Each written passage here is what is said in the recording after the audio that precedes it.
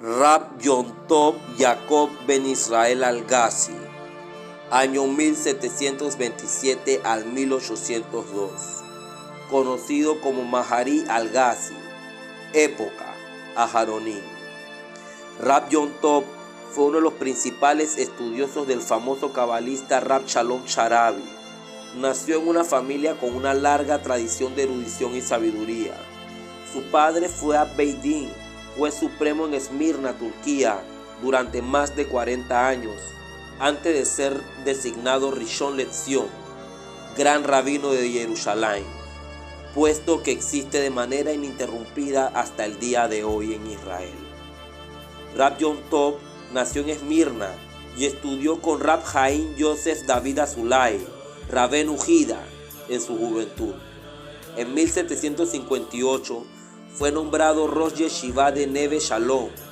En 1782, después del fallecimiento de Rab Shalom Sharabi, Rab Yom Tov se fue a la Yeshiva Betel, donde fue nombrado y sirvió como Rishon LeZion posteriormente al fallecimiento de Rab Rafael Meuhas.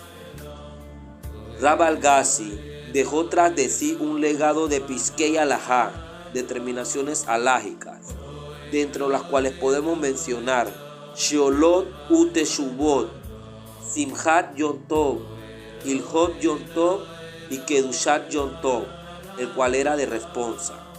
En el ámbito de las yeshivot lituanas, es más conocido por su extraordinaria explicación sobre Ilhot Bejorot y Jalá del Ramban, Maimónides, donde desarrolla cada detalle minuciosamente, en relación a todo lo expuesto en cualquier parte del Talmud al respecto. Esta obra se encuentra incorporada en todas las ediciones modernas del Talmud Bavli. Rab Yom Tov Al-Ghazi, por eso es reverenciado por su enorme sabiduría, tanto por judíos ashkenazim como por judíos sefaradí.